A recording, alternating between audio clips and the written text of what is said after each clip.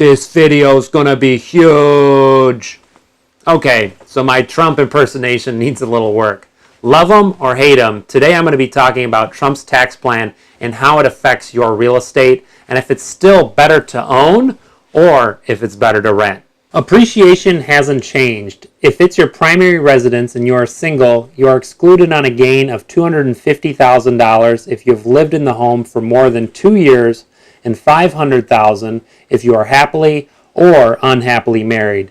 This means if you are married and buy a home and live in it for 2 years out of the last 5 and flip it and make $500,000, you don't have to pay the tax on $500,000. That's why it isn't a bad idea to buy a house that needs work, live in it for 2 years, and then flip it. Tax-free gains, baby.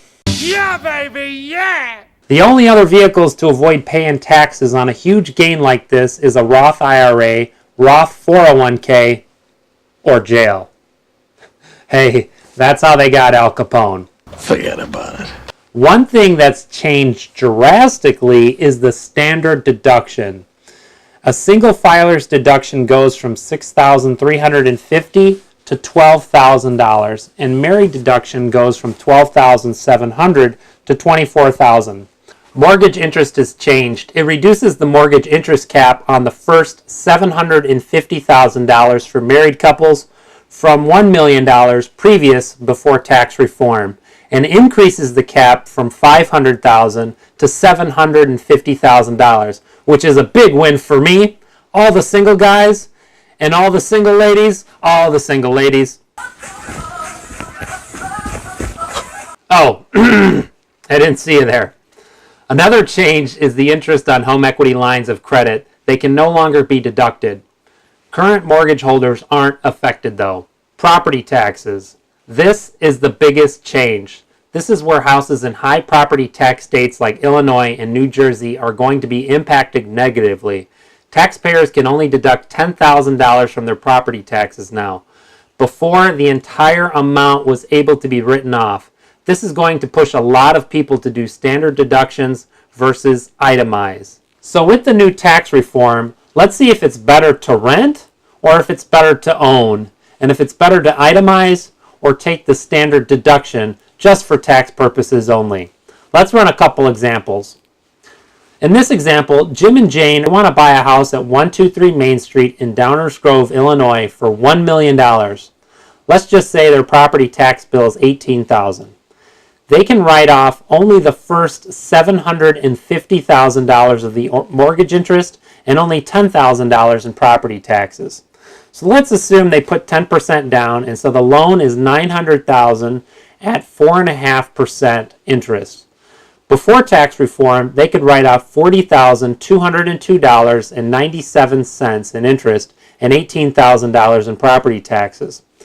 Post-reform, they could write off $33,502.48 in interest and $10,000 in property taxes. Post-reform, they are writing off $14,700.49 less.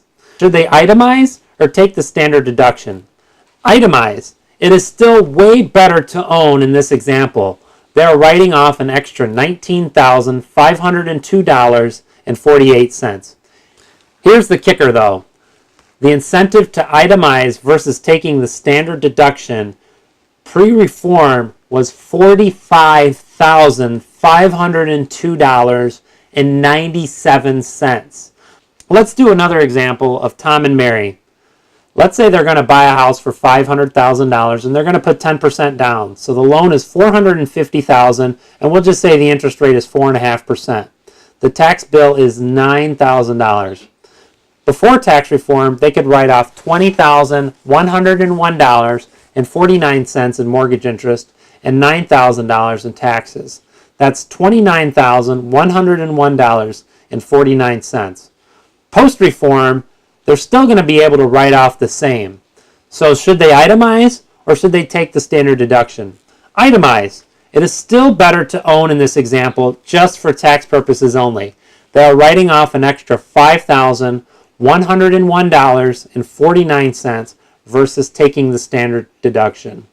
Here's the thing though, The incentive to itemize versus taking the standard deduction pre-reform was $16,401.49. Here's my take on how tax reform will either help and hurt the market. Who it's going to help? I think it's going to help home sellers that have homes in lower price neighborhoods. Now, why do I say this? Well, the corporate tax rate has dropped from 35% to 21%. This is the largest tax break for corporations we've ever seen. This is why many corporations are repatriating their money, bringing it back into the United States. That's why you see companies like Walmart giving bonuses and pay raises. What's going to happen when these companies and hedge funds repatriate their money into the United States, they're going to need a vehicle to invest their money in, and real estate is one of those vehicles. So they're going to start buying properties in some of these lower priced neighborhoods as rental properties. This will increase the value in those areas, and for those sellers, it's going to be a great time to sell. I believe that the new tax reform is also going to benefit real estate investors like myself that buy in these lower priced neighborhoods. Because what's going to happen once these institutional funds come in, it's going to drive prices up, and we're going to see great appreciation. I think the new tax reform is also going to help people that are looking to buy luxury homes to move in. Lots of luxury home sellers are now becoming motivated now that they can only write off $10,000 of their property taxes. So who does the new tax law hurt? Well, it hurts luxury home sellers in areas with high property taxes like Illinois, New York, and New Jersey. People are already leaving Illinois at an alarming rate, and this is just going to add more fuel to the fire because, frankly, our property taxes are just ridiculous. Also, less people are incentivized to purchase real estate because the itemized versus the standard deduction are not going to be that much different. It hurts luxury home builders as well, just like the luxury home market. And lastly, it hurts realtors. Most realtors only make one source of income, and that's their commissions. And with less people buying and selling homes, this is really going to hurt a lot of realtors. Luckily, I'm at a real estate brokerage which provides 4 sources of income. In conclusion, home ownership is more than just tax benefits, so don't let the taxes be the only deciding factor whether you should buy or you should rent. Buying a home is still typically cheaper than renting a home, and there's also the appreciation opportunities. My brother's wife's uncle bought properties in Pismo Beach about 30 years ago for about $50,000 each. Each of these properties now is worth about $500,000 each. Real estate is always a great investment. Until next time, this is Josh Wingles, Realtor with eXp Realty.